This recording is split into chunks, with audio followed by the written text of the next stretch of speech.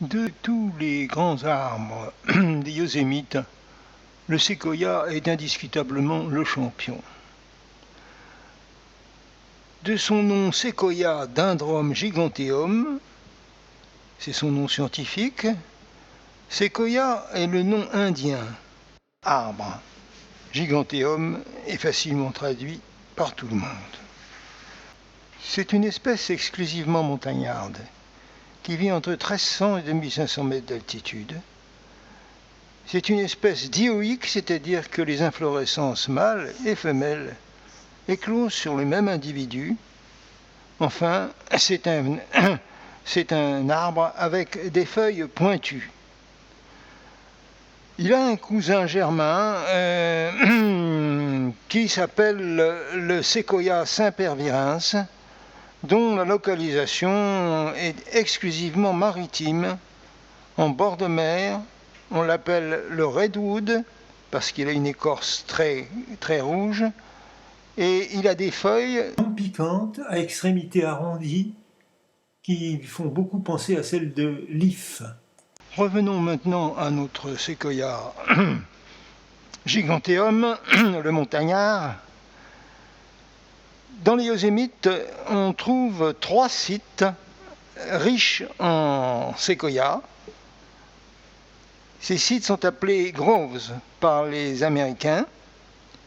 Le plus facile d'accès en voiture est celui de Mariposa, au sud-ouest du massif, qui regroupe à peu près 500 arbres, dont 2 sont tout à fait remarquables.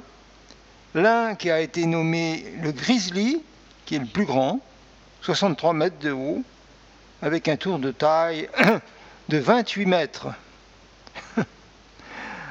L'autre, le Wanua Tree, avec un tunnel qui a été creusé pour y faire passer des voitures, ce qui a entraîné sa mort en 1969. Revenons maintenant à notre séquoia giganteum, le montagnard. Dans les Yosémites, on trouve 3 sites riches en séquoia. Au pays des records, le séquoia est dépassé par le redwood, qui peut atteindre 100 mètres de hauteur, par le Bristol Cone, qui a une longévité qui peut aller jusqu'à 5 millénaires. En réalité, le caractère massif le plus important, c'est précisément son volume. Un seul arbre des Yosémites a été estimé à 900 mètres cubes de bois, 900 stères de bois. Et pourtant, le géant a de petits organes. Les racines sont relativement peu étendues pour un arbre si grand. Elles se développent sur 30 mètres carrés autour du grand arbre. Elles s'enfoncent de 90 cm dans la terre. Des données un peu insuffisantes pour qu'il ne soit pas fragile au vent. C'est le talon d'Achille du géant. Il a des feuilles pointues, 3 à 15 mm, et des cônes également petits, 4 à 7 cm. Par contre, il a une écorce tout à fait phénoménale, avec des grandes plaques d'épaisseur pouvant aller jusqu'à 1 mètre, qui constituent une véritable cuirasse, sans résine. C'est donc un très bon bouclier thermique, par feu. C'est également une très bonne résistance au froid. Enfin, c'est lui assurer une grande résistance aux pathogènes et d'ailleurs une longue conservation après sa mort. Ils ont une grande résistance, mais ils ne sont pas invulnérables au feu. Et ils ont été l'objet d'une surveillance très particulière en août 2013, quand a eu lieu un des plus grands incendies du secteur. Ces relations avec le feu sont singulières, originales, quasi amicales. Le feu, en effet, lui rend service en nettoyant les abords du bois mort et des pins inflammables qui peuvent devenir dangereux s'ils sont grands.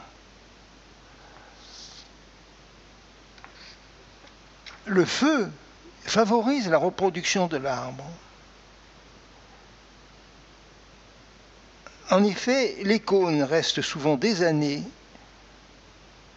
sur l'arbre avant de laisser tomber leurs graines, qui ont un comportement particulier et contradictoire. Dans une première phase, les graines ont besoin d'être au chaud et à l'abri du soleil. Les cendres lui conviennent parfaitement. Dans une deuxième phase, au contraire, quand le jeune a poussé de quelques centimètres, il lui faut beaucoup de lumière. Ses relations avec le feu sont singulières. Le visiteur est étonné de voir que l'administration entretient volontairement des petits feux sous les plus grands arbres, de manière à avoir une couche de cendre chaude. Il faut encore signaler un allié notable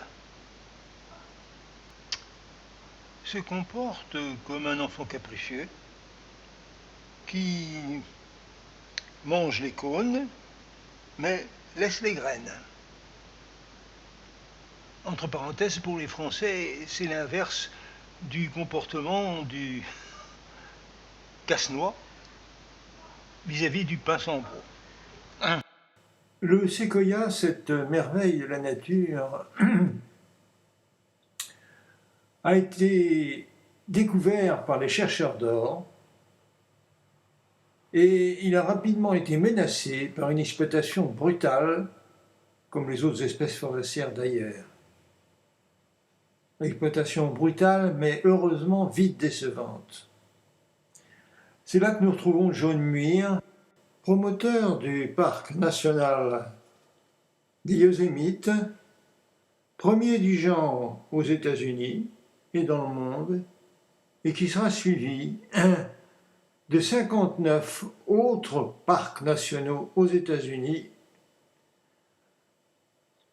Et pourtant, il restait encore en l'an 2000 beaucoup de séquoias sans protection. Le président Bill Clinton a complété le dispositif en créant le Sequoia National Park, qui abrite les délaissés.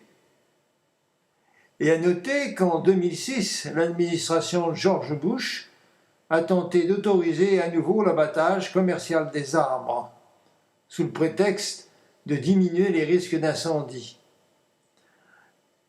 Mais la justice s'est fermement opposée à cette manœuvre. C'est un des arbres les plus anciens du monde. Il est apparu avec les dinosaures à la même époque que le ginkgo biloba, il y a environ 200 millions d'années, et il a disparu totalement en Europe avec les mêmes dinosaures il y a 65 millions d'années. Ce qu'on observe en Amérique du Nord n'est que le reliquat des séquoias de l'époque. Sa géographie actuelle est singulière. C'est une étroite zone qui s'étend sur 400 km du nord au sud, dans l'ouest de la Californie, et qui reste confinée, curieusement, sur les crêtes montagneuses de la Sierra Nevada. Les arbres sont groupés en massifs forestiers appelés groves, allant de quelques individus à plusieurs centaines.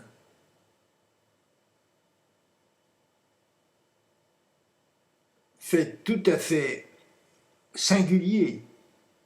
En dehors de ces sites, l'arbre ne se reproduit jamais.